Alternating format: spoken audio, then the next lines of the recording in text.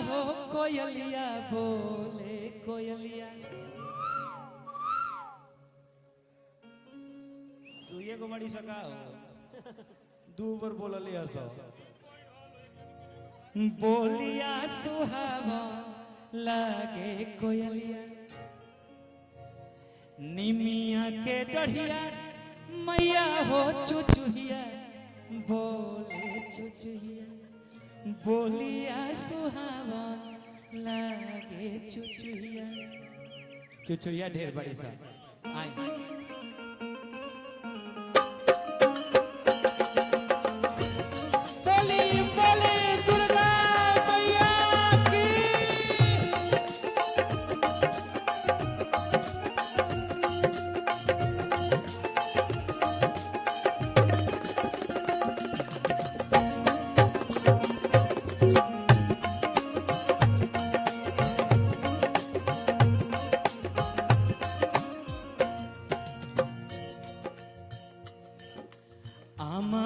के डढ़िया मैया हो कोयलिया बोले कोयलिया। बोलिया सुहावा लागे कोयलिया। बोलिया सुहावा लागे हो। अमावा के डढ़िया मैया हो कोयलिया बोले कोयलिया। बोलिया सुहावा लागे कोयलिया। बोलिया सुहावा लागे हो। निमिया के डढ़िया मैया हो चुचुहिया बोले चुचुहिया। बोलिया सुहावा लागे चुचुहिया। बोलिया सुहावा लागे हो। निमिया के डढ़िया मैया हो चुचुहिया बोले चुचुहिया।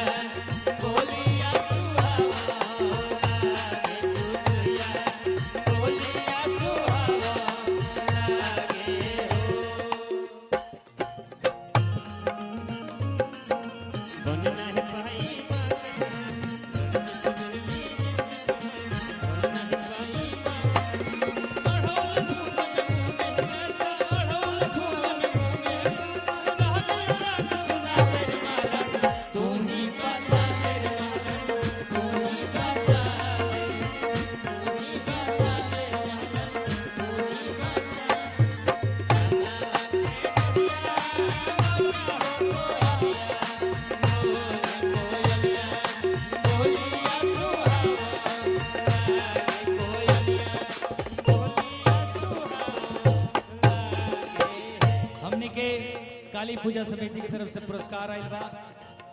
माई भगवती से काली मैया से प्रार्थना रही समिति यहीं चलत रहो, लोग में सम्मत रहो। भगवान माई भगवती रो लोग ऐसे स्वस्थ रखस, खुशहाल रखस। हमारे चाचा के तरफ से पुरस्कार बा, बहुत बहुत धन्यवाद बा। और भगवान के दूसर का रूप डॉक्टर साहब के तरफ से भी पुरस्कार बा, बहुत बहुत धन्यवाद बा। डॉक्टर साहब के भैलू तो तारा लोग बुझाइए गई कोरोना में बुझाता ना। हाँ, भगवान के स्वरूप हमारे डॉक्टर साहब की तरफ से पुरस्कार और हमारा भैया हमारे प्रशंसक के तरफ से पुरस्कार बा। देवापुर में ही कार्यक्रम चलता। ये गाना जी सुनो ना, ये गाना हम कबो यूट्यूब पर शायद ना गौले नहीं। हमारे जितना यूट्यूब के भाई लोग बा, हमने के करेजा का टुकड़ा जो हमने के बात गीत हमने के प्रस्तुति दुनिया में पहुंचावेला, वो सबन के बहुत बहुत हमारा तरफ से बधाई। और आई ये गाना जरूर वो लो चढ़ा में यूट्यूब पर अच्छा लगी। जागी जागी मैया भइले भोर भीनु सरवा होली ना बजा रके बरवा होली ना के बरवा। जागी जागी मैया भइले भोर भीनु सरवा होली ना बजा रके बरवा होली ना के बरवा।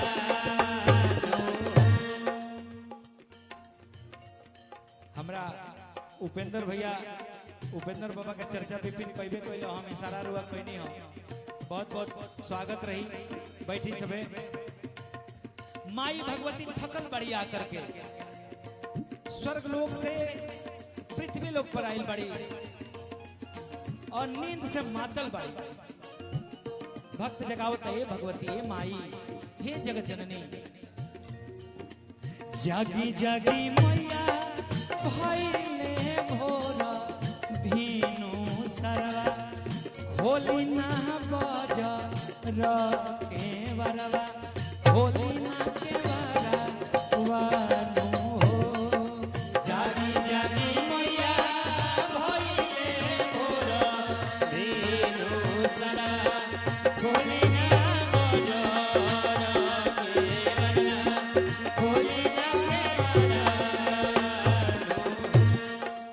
भाई प्रशंसक छोट भाई दीपक पटेल जी की तरफ से पुरस्कार बा। माई भगवती रुआ के बनौले रहस। माई जागत नहीं थी माई थकल बाड़ी।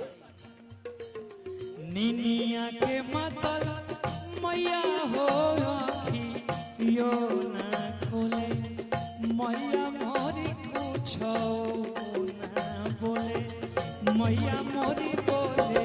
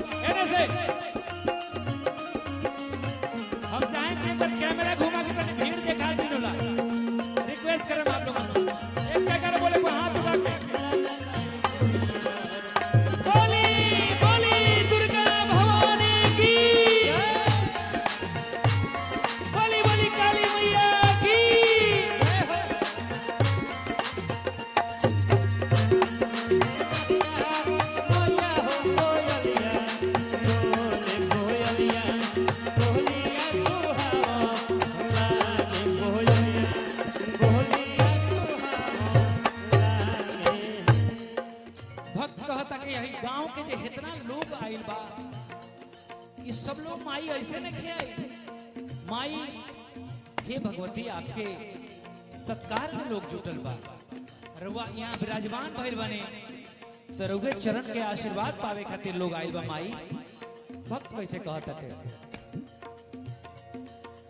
गौवा के लोगवा हम जुटइले बानी आसनी हम लगइले बानी आसनी हम लगइले बानी हो। गौवा के लोगवा हम जुटइले बानी आसनी हम लगइले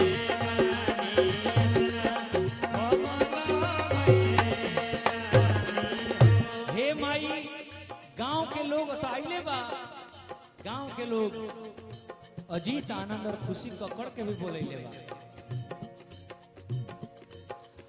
अजीत सेवकवा मैया हो बोलैले बानी पचरा हम गवैले बानी पचरा हम गवैले बानी हो। खुशी सेवकवा